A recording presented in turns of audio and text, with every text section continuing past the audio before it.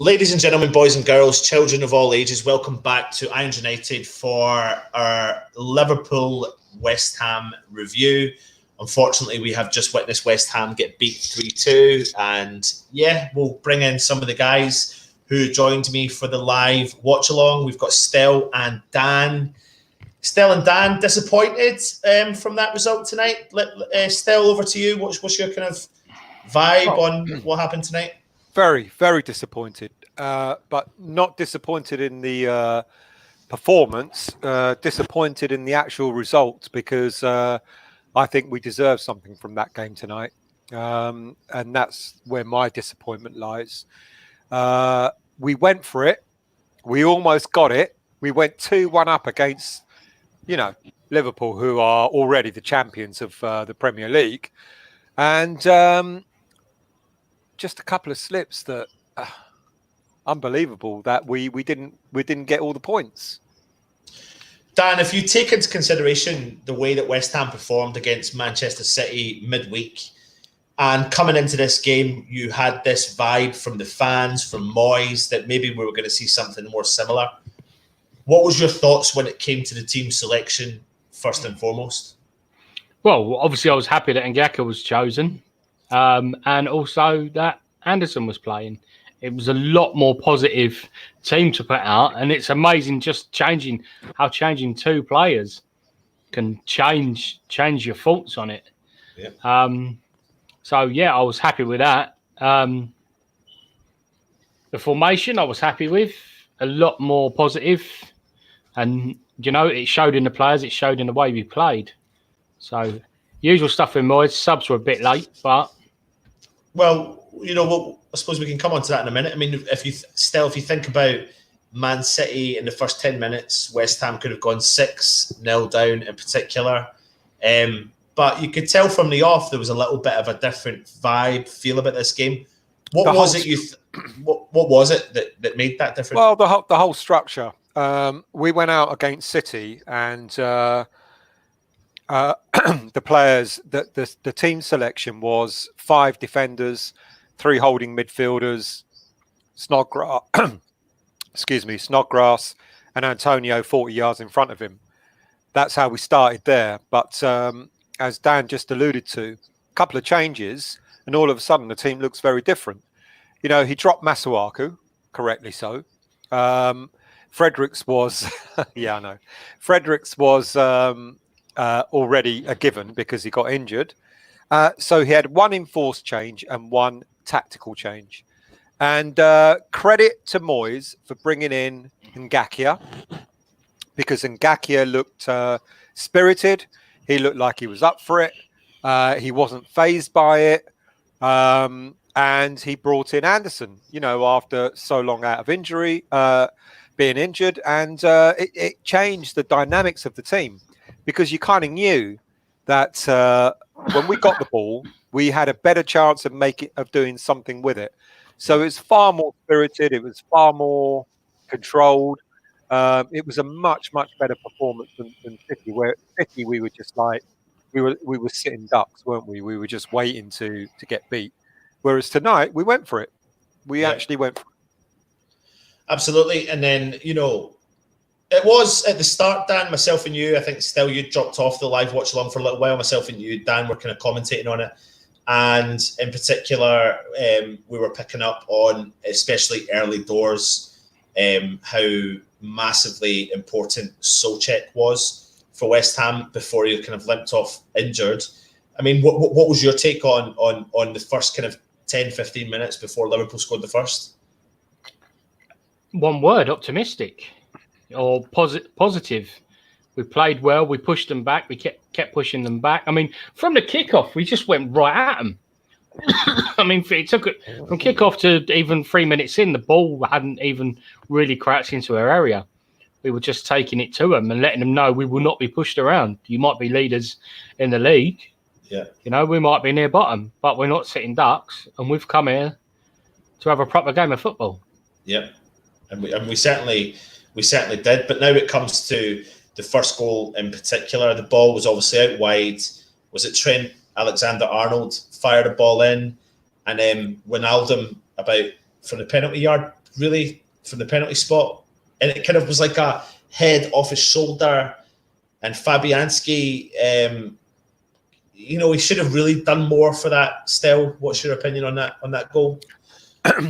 I'm sure we're going to talk about Fabianski as we go along, but he kind of should have had that covered, I think. But at the same time, who was marking Wijnaldum?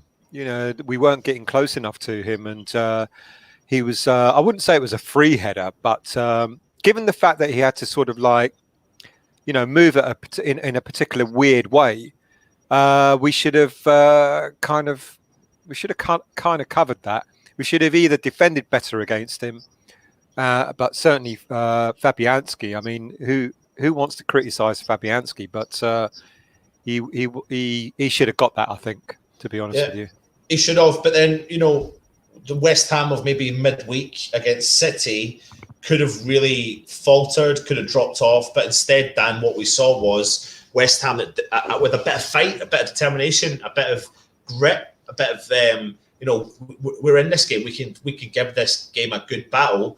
We went forward and we went on the attack and we gave Liverpool problems. Had 3 corners in a row, and then up stepped Snodgrass with a pinpoint perfect pass across over to Diop, who put the ball in the back of the net. What was your thoughts? Sorry, say that again. You cut out the last bit. What was your thoughts then on our goal? Oh, brilliant play leading up to it. Everybody moving about, everybody making space, a lot of jostling about, just really making it difficult for Liverpool. They didn't know who to mark, who to look out for. It was perfect, wasn't it? Yeah. It was a perfect set piece. It's something we've lacked. We've not been very good at set pieces this season or for quite a while, and it just seemed to go right. The one thing you notice, there was a particular tactic adopted by Moyes. He told Antonio to just stand his ground by Alisson. In the first 2 corners, you could see Alisson trying to push him away. Antonio wasn't fouling him; he was just standing right next to him, which kind of unnerved him.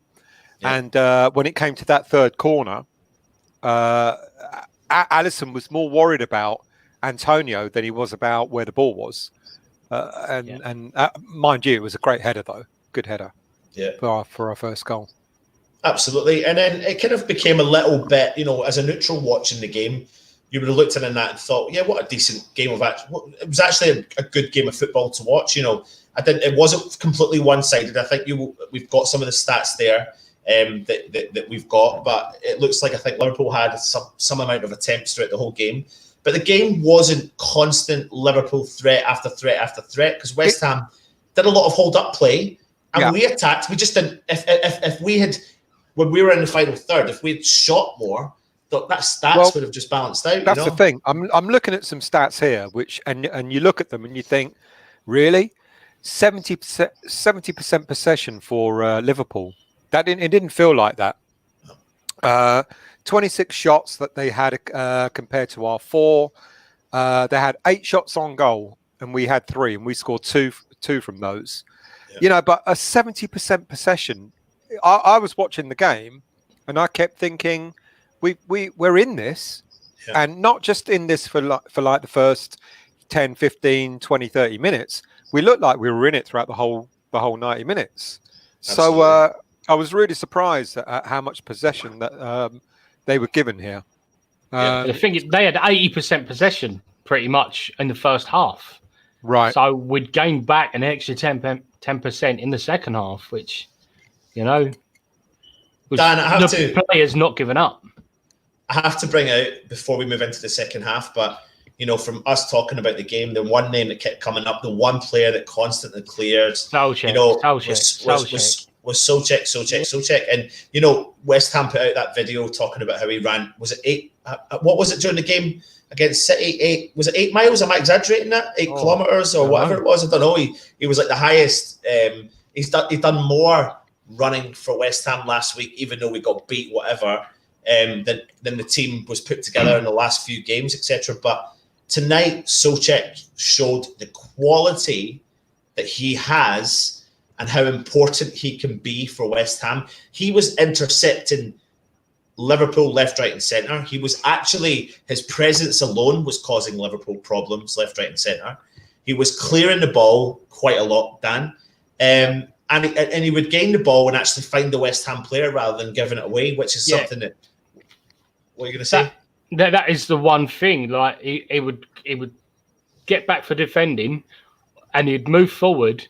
But the one thing he was great at was picking out a player to give the ball to. Yeah. So it wasn't just wild kicking; it was a pass. Whether it's getting rid of the ball, or moving forward, he would find a player. He'd move to a place where he could get access to another player and cross the ball or pass the ball. He worked really hard. His head was in the game. He was looking around. He didn't need to look at his feet to what he was watching, what he was doing with the ball. He was just, a lot of players, the ball comes to them, they look down at their feet, get the ball, and they have to look at the ball while they run along and look up. But it was just fluid, wasn't he? Yeah. Like, he knew where the ball was going. A lot of people might chase the ball, but he was thinking, where's the ball going to go? What's the next move? And he was getting there. Absolutely. Still, we go into the first half, one each. We're all talking to each other. The fans are probably looking around thinking, we're in this. Let's just hope we start the second half as we finish the first half. Unfortunately for us, we get a little bit of an injury, a little bit of a niggle, and Souček has to come off. But to take a positive from a negative, it brings on Pablo Fornals, the man who's been missing, hashtag where's Fornals. What difference does he make before particularly his goal? I want to see. I don't know who I want to see anymore playing for West Ham first 11, because Fornals is brilliant. I like to see him play in the same 11 with Souček rather than instead of. But he brought a different dimension to the game, didn't he? And Souček is. I think what we're looking at moving forward is that Souček is going to replace Noble, and Fornals will start playing more as well. Exactly. And but Fornals came on, and he's got that. He's a clever player, isn't he, Fornals? He knows how to find space. Look how he found the space for his goal. And look, and how well taken that goal was. You don't expect that from Souček, but Souček is a different type of player. Yeah. Souček is more a defensive-minded. He's sort of he threads the ball around like he was doing in the first half. And what we lost in Souček going out, we sort of gained with Fornals because of his clever play. Fornals can find space, and I'm really pleased he's back. And we were chatting just before we went on live, Anton, about the apparent conversation that Moyes had with the board on the way back from the City game, and how apparently they told him to start deploying the talent that he's got. Haller came back, Fornals came back, Anderson played, and Bowen came on.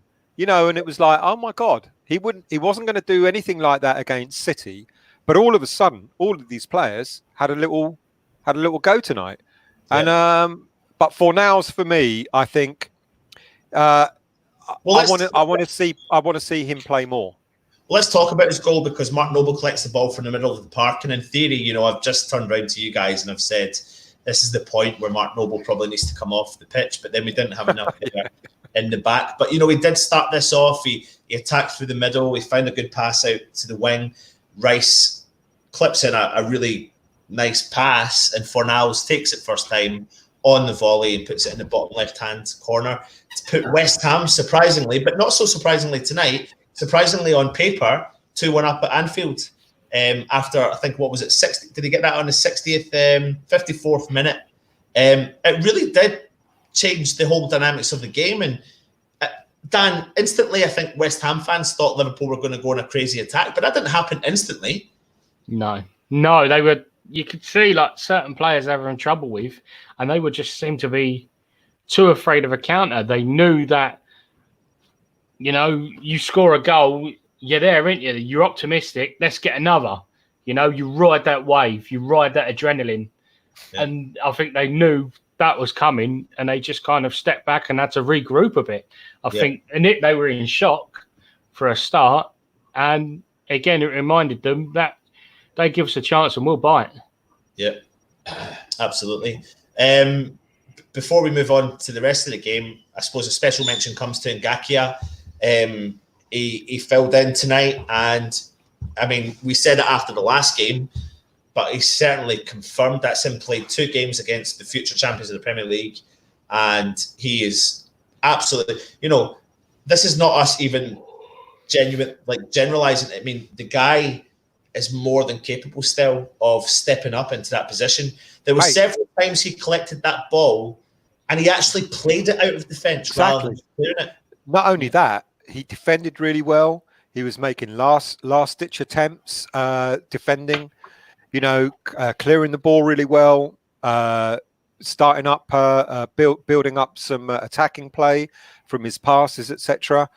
I mean, if he disappears on Saturday and Zabaleta plays, I'm going to be asking more questions because there's absolutely no reason why Ngakia, if Fredericks is out for the rest of the season, and we don't know yet, but if he is, because that's quite a serious injury that he's got, Ngakia should be playing every game between now and the end of the season. No? Yeah. I mean, he's played twice against the upcoming champions of this league, and twice he's shown how good he is. Now, if you can show how good you are against the likes of Liverpool, then you can cut your cloth against Southampton, against Wolves, against Newcastle, etc. And he's actually quite an exciting player because he's not just a defender. He tries to make something happen. Now, you can call that youthful exuberance, he's still learning the game, so he's got no fear. But, nurture that. We need that.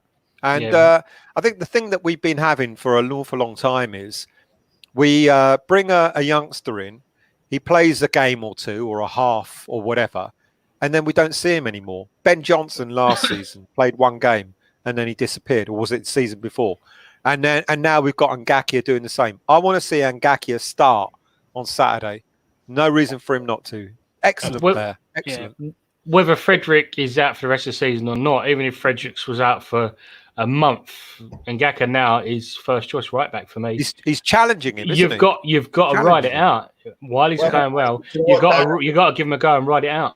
I think you make a valid point there, mate. I said it comes to the certain point where you've got a player that's actually performed well. He doesn't deserve to be dropped, so you've got to kind of go with that position, the best player in that position. And to be honest, and I think I said it during the live stream we were talking about, he actually supported Ogbonna and Diop and even Creswell because they actually probably felt that for such a young lad to have that confidence to be able to play from the back, to play the ball out from the back and tackle and go forward, but make sure he always comes back, gives them the confidence. And I've always said it that we always have the 2 centre-halves that stepped out, but tonight they stepped up.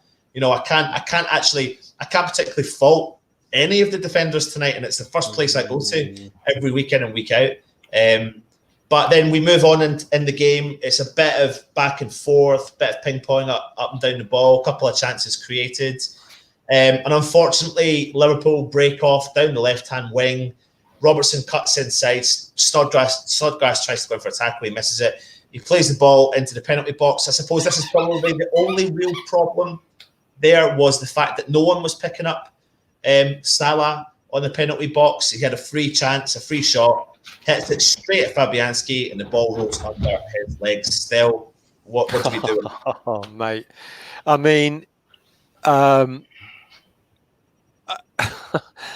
you just don't expect that of Fabian. You can tell how because when it was 3-2, and there was there's some break in the play, and it cut to Fabianski, and you could see he was so upset with himself. Yeah, he really was. And it was. I don't know what to say about that goal. I don't know. He had it covered. It wasn't even going very fast. It was going pretty slowly at him. Yeah. And I don't know how it went through his legs. It's just one of those things. One of those things. When was the last time we saw a Fabianski error No, And exactly. tonight, But he's made 2 or 3 in one game. yeah, You know, and it was I'm mortified because we could have gone away tonight with a win. yeah. And yeah, a couple of Fabianski errors, especially the second goal, has cost us the points. And it was I think even Salah was surprised that winning. You know, Yeah, and you can see it. You can see a celebration. He looked like it. He was like, "What happened there?" Yeah. But then, one of the big changes that West Ham made tonight was Anderson coming off and bringing Sebastian Haller on the park. Now, we were talking about this in the live stream. Anderson's come back from an injury. I actually thought he had a decent performance tonight. I actually think that if you're a fan and you're looking at Anderson's defensive duties, you're looking at the wrong attributes of the player. You're looking at the wrong, you're looking at the wrong things. You're looking at negatives that the player has. The player has been brought in to offer as an attacking threat to confuse the Liverpool defence, confuse the Liverpool midfield, and to get that ball and think forward, to drag the team forward, and that's what he does, and that's what he did tonight. And I thought he actually had a decent performance. What was your thoughts on him, Dan? Sorry, mate. The dog. I was getting a squeaky toy off the dog. Then. What was your thoughts on Anderson? Anderson. Oh, mustard. Brilliant. Everything that I've said he would do, and I hope that he would do, he did. He would create problems. Anytime he got the ball, there was, 2 or 3 Liverpool players had to get on his case because they knew he was going on a run. And if there was only 1 or 2 players in front of him, he would skin them. There was the opportunity to go past them. You kept making the point, Dan, didn't you? You kept saying that they're forced to mark Anderson.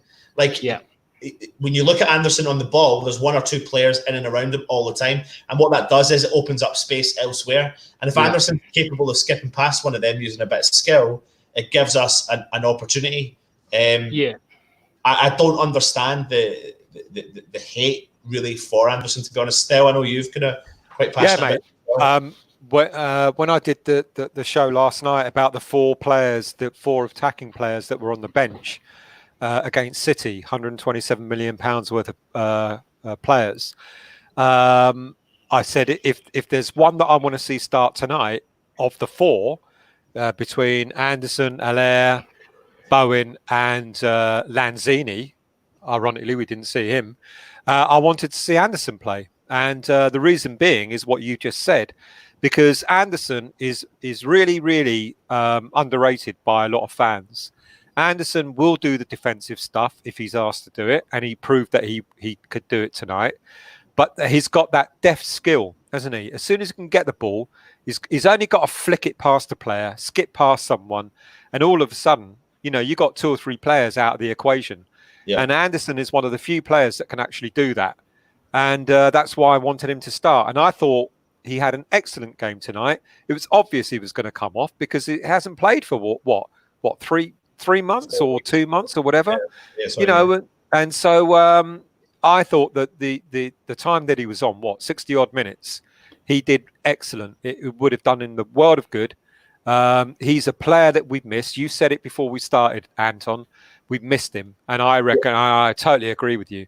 He's a player that can make things happen. And it's funny because his position is a player that, and there's comments in there, and I'm not going to bring them up just yet, but there's comments in there saying that he did give the ball away. He did give the ball away, but it's expected from a player of his talent and his skill set. He's designed to try things. He's designed to try and penetrate. What player in the West Ham team hasn't given the ball away this season? Exactly. I've seen so many of our players pass it to the opposition. Noble has done it. Rice has done it. Our defence have done it. You name it. There's not one player that hasn't got the ball under no pressure and gone, there you go. I don't even want to mention the M word, but he's done it more than anyone else. And so people picking out Anderson for doing it, it's a bit silly, to be honest with you. I'd rather lose the ball, give it away in the third attacking half than lose the ball in our defence or in the centre of midfield where it's more dangerous. So, yeah. Let's not take away also from tonight that even though we've mentioned Fabianski's mistakes, he also made some fantastic saves. Oh yeah, couple of He tips. did. He did. Yeah, brilliant. Really, really, really good saves tonight. But then obviously that's 2-2. Again, then Liverpool started to pick up again, and they were starting to progress forwards. And Firmino missed that. I mean, I don't know what happened, but he was like a yard out, and the ball hit his shoulder, his head, or his shoulder, and hit the post, and it bounced out. But then fast forward again, a couple more minutes, and on the 81st minute, Manny put the ball in the net. Again, I mean, I don't know who you blame for that. Dan, what did you think of that goal? Well, who I blame? Firstly, I blame the defence for it getting to that point, and secondly, Fabianski's got to take some responsibility, because as the ball went to go out and it was in the 6-yard box, as it goes to be crossed, he runs at the ball to save it, where he should have made himself bigger and stayed where he was, or just got to the edge, of the near side post and made himself bigger to make it more awkward. But what happened was he's run at it. The ball's come past him and gone in. The ball's gone in the back of the net. And Fabianski's outside of the 6-yard box. He's outside of his own box. Yeah. He's 6 yards away, 6-7 yards away from his own net. I think he was trying to make up for the error he made earlier. So he was trying to think, perhaps, that a real mess of their second goal.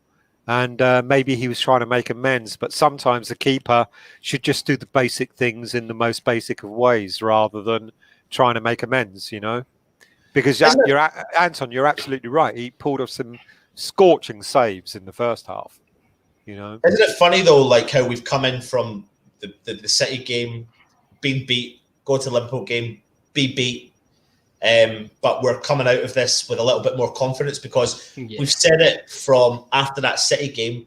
If we go into these games and we try and we get beat, we took that game and we kind of went toe-to-toe with Liverpool tonight. Absolutely. We did. It's a positive. Tonight's game was a positive. We lost by 1 to the champions, but we played our socks off. We gave them a run. Yeah. You know what I mean? We played really well. I'm really confident if the same West Ham turn up against Southampton on Saturday. Well, it can't. I can't wait. It can't be the West Ham against City. Moyes has got to realise. He's got to look at that himself and go, right, let's have a look at the City game. Let's have a look at my tactics, my formation and the team selection, and then compare that to City. And he himself can see the massive difference. I'm a happier Hammer when we go out and give it a go and lose rather than give in and lose, because I was apoplectic. We all were on Wednesday night against City. We couldn't wait to vent our spleen. We did an extra bloody show because we were so angry.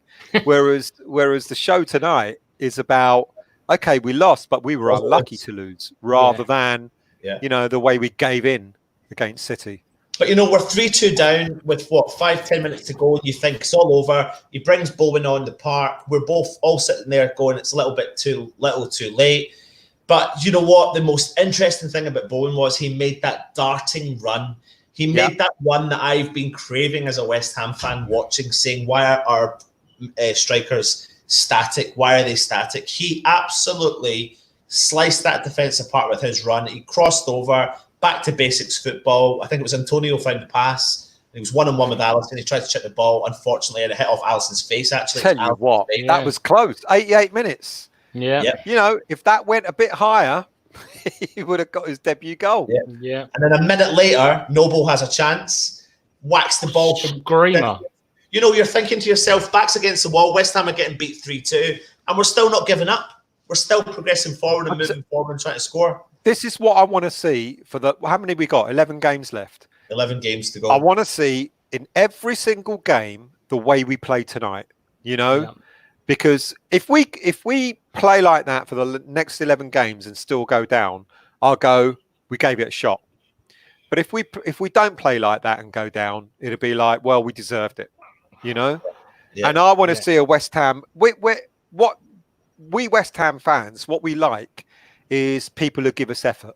We like all the flair stuff. We always have, the Brookings, the Devonshires, the Lanzini's and all that. We've always wanted that.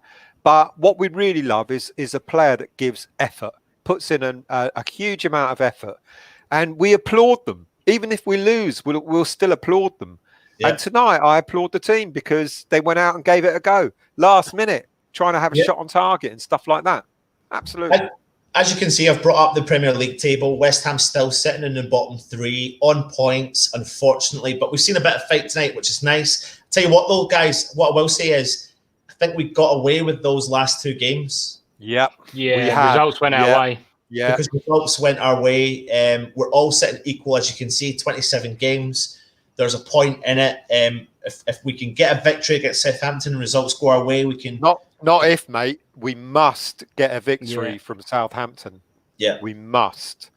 Absolutely. It's going to be an interesting one, really, to be honest.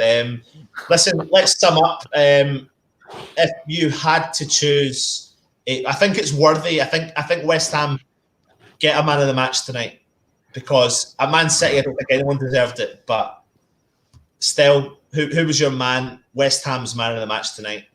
Anderson for me. Yep. Dan? Oh, until he went off Soucek. Otherwise, I think I'd be inclined to give it to Ngeke. Yeah, I think I'm yeah, absolutely, yeah.